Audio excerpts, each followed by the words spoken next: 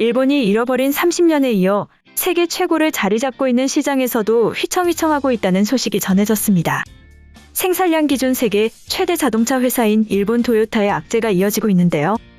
협력업체의 사이버 공격 피해로 지난 1일 일본 내 모든 공장의 가동을 중단한 데 이어 이번에는 계열사에서 배출가스 조작 스캔들이 발생한 것으로 전해졌습니다. 지난 4일 마이니치 신문 등에 따르면 도요타 그룹의 상용차 업체 히노 자동차가 엔진 배출가스 등 수치에 대해 조작된 데이터를 정부에 제출한 사실이 드러났죠. 일본 국토교통성은 일부 엔진이 법률에서 정한 배출가스 기준을 충족하고 있지 않을 가능성이 있다며 히노 자동차에 대한 조사에 착수했는데요. 히노 자동차가 조작된 데이터를 바탕으로 트럭 등 생산에 필요한 정부 인증을 취득했을 가능성이 있는 것으로 알려졌습니다. 마이니치는 국토교통성은 부정 데이터가 차량의 안전성과 환경 성능에 미치는 영향 등에 대해 정밀 조사에 나설 방침이라고 전하였죠. 앞서 도요타는 지난 1일 일본의 14개 공장과 28개 라인의 가동을 중단한 바 있는데요. 부품 공급 업체 고지마 프레스공업이 해커들로부터 사이버 공격을 받은 데 따라 생산을 중단하였습니다. 도요타는 사이버 공격이 부품의 발주 및 수주와 관련한 시스템에 영향을 미쳐 부품 조달에 총체적인 지장이 초래될 것을 우려해 모든 공장의 가동을 전면 중단시켰었는데요. 이에 따른 승용차 생산 차질은 1만 3천 대에 달하는 것으로 전해졌습니다. 도요타는 또 러시아의 우크라이나 침공에 따른 부품 공급 차질로 러시아 상트페테르부르크 공장의 자동차 생산을 4일부터 중단시켰는데요. 완성차의 러시아 수출도 중단한 것으로 전해졌습니다. 한편 중국에서는 한국이 한알령을 뚫고 새로운 바람을 만들어내고 있다는 소식이 전해졌는데요. 한알령 이후 중국 당국의 심의를 처음으로 통과한 한국 드라마로 밥 잘 사주는 예쁜 누나가 지난 3일 중국 온라인 동영상 서비스 아이치에서 인기 차트 10위권에 안착했습니다.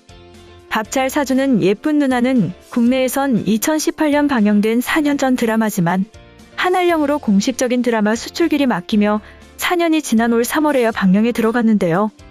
아이치에서 한국 드라마가 서비스된 것은 지난 2016년 태양의 후예 이후 처음입니다.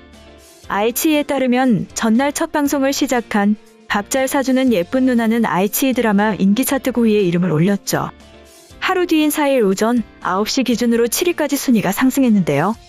중국 소셜미디어 웨이보에서도 밥 잘 사주는 예쁜 누나 방영 해시태그가 조회수 1억 2천만 회를 넘기며 이슈 순위에 오르는 등 현지에서 주목받고 있는 것으로 전해졌습니다.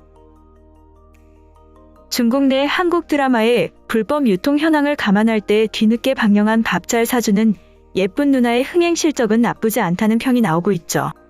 중국은 한알령 하에서도 오징어 게임 등 한국 흥행작들을 불법으로 유통하고 소비하고 있는 것으로 전해졌죠. 밥 잘 사주는 예쁜 누나는 고고도미사일 방어체계 갈등으로 한알령이 본격화한 2017년 이후 처음으로 방송 규제 당국 심의를 통과한 한국 드라마인데요. 올해 1월 심의를 신청했고 1개월여 만에 심의를 통과했습니다. 다음으로 러시아의 우크라이나 침공으로 인해 자주 국방에 대한 중요성이 더욱 중요해지고 있는 상황에서 한국이 전쟁 예방을 위해 최고의 눈을 장착할 것이라는 소식이 전해졌죠. 지난 4일 방위사업청은 이달 중순 한국형 전투기 KF-21 능동형 전자주사식 위상 배열 AESA 레이더 성능을 사전에 검증하고 보완하기 위한 시험 항공기 국내 비행 시험에 착수한다고 밝혔습니다. 능동형 전자주사식 위상 배열 AESA 레이더란 안테나에 약 1000여 개의 소형 송수신 모듈을 장착하고 전파 위상을 조정해 전자적으로 레이더 빔을 쏘는 레이더이죠. 시험에 활용되는 시험 항공기는 B737 항공기를 개조해서 만든 것으로 전해졌습니다. 이번 비행시험은 전투기 탑재용 AESA 레이더의 최초 개발에 따른 위험을 완화하고 개발 소프트웨어 최적화를 목적으로 이루어지게 되는데요. KF-21 탑재용 AESA 레이더를 시험 항공기에 장착해 국내 환경에서 수행하는 비행시험은 이번이 처음입니다. 국외 비행시험은 지난해 실시됐습니다. 이번 시험에서는 50회 비행을 통해 약 62개 항목을 검증할 계획인데요.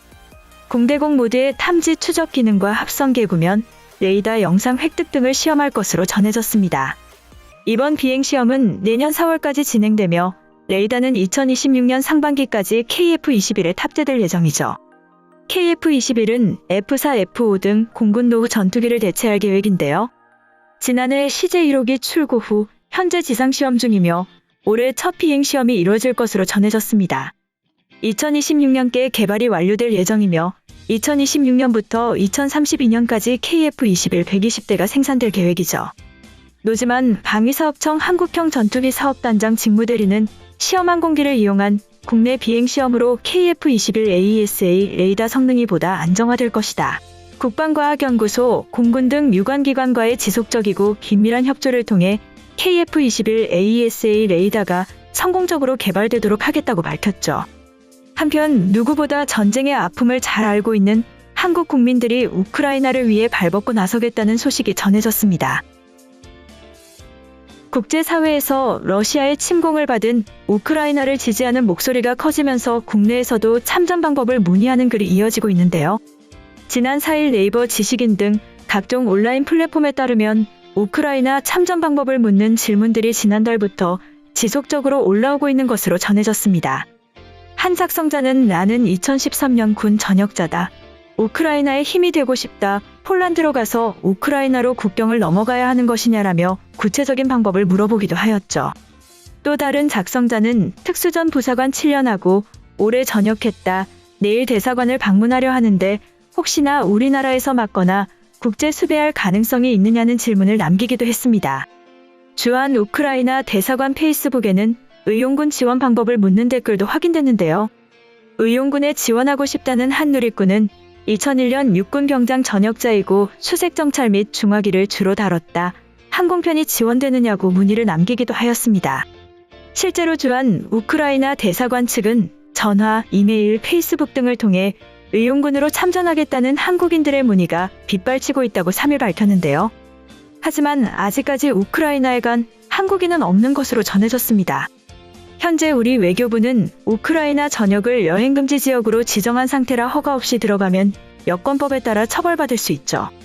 한편 지난달 26일 볼로디미르 젤렌스키 우크라이나 대통령이 해외 의용군 참여를 호소한 이후 세계 각국에서도 참전을 지원하는 희망자가 늘고 있는 것으로 전해졌는데요. 로이터 등 외신에 따르면 미국과 캐나다에서도 수십 명이 의용군 지원에 나서고 있습니다.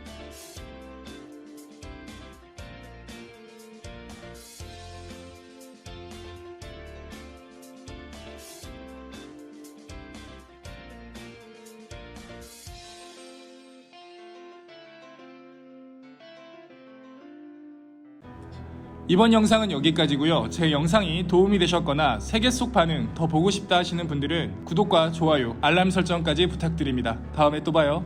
안녕.